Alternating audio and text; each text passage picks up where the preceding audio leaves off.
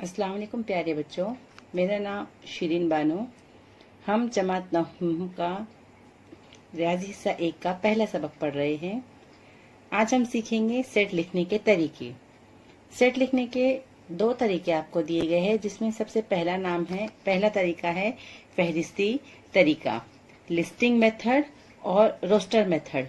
जैसे कि हमको नाम से ही जाहिर हो रहा है, फहरिस्ती तरीका। यहाँ पर हम दिए गए अरकान को, सेट के अरकान की फहरिस्त बनाएंगे और हर 2 अरकान को एक के बाद दिगरे हम कॉमा दे के लिखेंगे। यहाँ पर जो है अरकान की तरतीब अहमियत नहीं रखती, हम उनको किसी भी तरतीब में लिख सकते हैं, लेकिन तमाम अरकान का शामिल करना जरूरी है।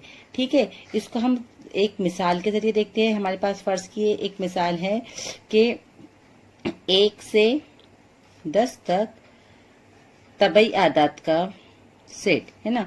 इसको अगर हमको फहरिस्ती तरीके से लिखना है तो हम किस तरीके से लिखेंगे? तो सबसे पहले मैं सेट को एक नाम देती हूँ, कैपिटल ए। सेट को लिखने के लिए हम मेहराबी कौस का इस्तेमाल करते हैं, तो यहाँ पे हम लेंगे एक मेहराबी कौस और हम 1 से तमाम के दरमियान के तमाम आदात को हम एक के बाद दीगरे लिखेंगे। कॉमा देकर हम इनको लिख सकते हैं। ठीक है, हम लिखेंगे 1, 2, 3, 4, 5 और इसी तरीके से हम पूरे आदात को हम 10 तक एक के बाद दिगरे इस तरीके से लिख सकते हैं। अब आप चाहे तो आप इसकी तरतीब भी लिख सकते हैं। यहाँ पे मैंने अरकान को चढ़ती तरतीब में लिखा है, आप इसको उतरती तरतीब में लिख सकते हैं या अपनी तरतीब में लिख सकते हैं। लेकिन एक बात का ध्यान रखना है कि सेट में मौजूद तमाम अरकान इसमें शामिल होना जरूरी है, इसमें शामिल होना चाहिए। तो ये पहला तरीका होता है फहरिस्ती तरीका। दिए और एक मिसाल लेते हैं हम। जैसे हमको फर्ज करो एक पी सेट दिया गया है, हफ्ते के तमाम दिनों का सेट।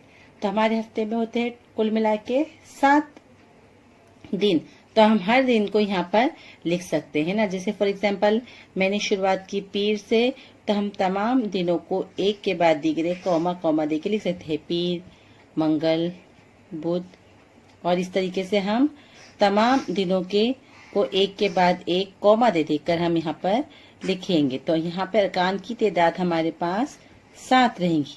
ठीक है, और यहाँ पे मेहराबी कौस को बंद कर लेते हैं। ठीक है, अब फर्ज कीजिए सी एक सेट है जो अंग्रेजी हुर्फ इल्लत का सेट है। अब हम जानते हैं कि अंग्रेजी हुर्फ इल्लत जो है वो 5 होते हैं, तो हम उनको एक के बाद एक कॉमा दे के लिख सकते हैं, ए, ई, आई, ओ, यू, इस तरीके से।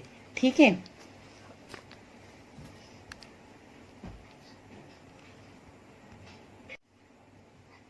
अगला तरीका है आपका इबारती तरीका या खुसूसियत बयान करने वाला इबारती तरीका।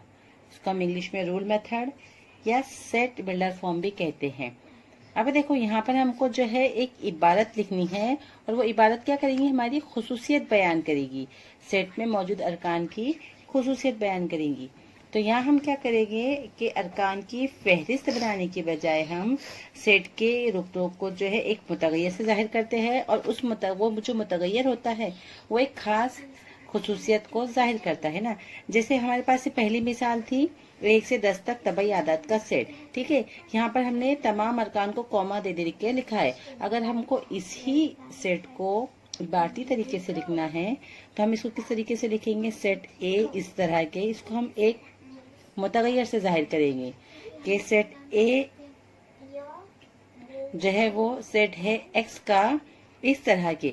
अभी एक्स खुसूसियत जाहिर कर रहा है। एक्स क्या है, देखो एक्स यहाँ पर तबई आदात है, तो हम लिखेंगे एक्स रुकन है तबई आदात का, सेट ऑफ एन का, इस तरह के एक्स जो है वो 1 या 1 से बड़ा है और 10 या 10 से छोटा है ना। तो यहाँ पर ये आगे इसकी खुसूसियत। इसको हम एक और तरीके से लिख सकते हैं। हम लिखेंगे कि ए सेट है एक्स का, जबकि हम यहाँ पे लिखेंगे एक्स एक तबई अदद है, और साथ में एक शर्त लगा देंगे कि एक्स यहाँ पर छोटा है या बराबर है 10 की। ठीक है, तो हमने इस तरह से यहाँ पर एक इबारत या एक खुसूसियत बयान की है।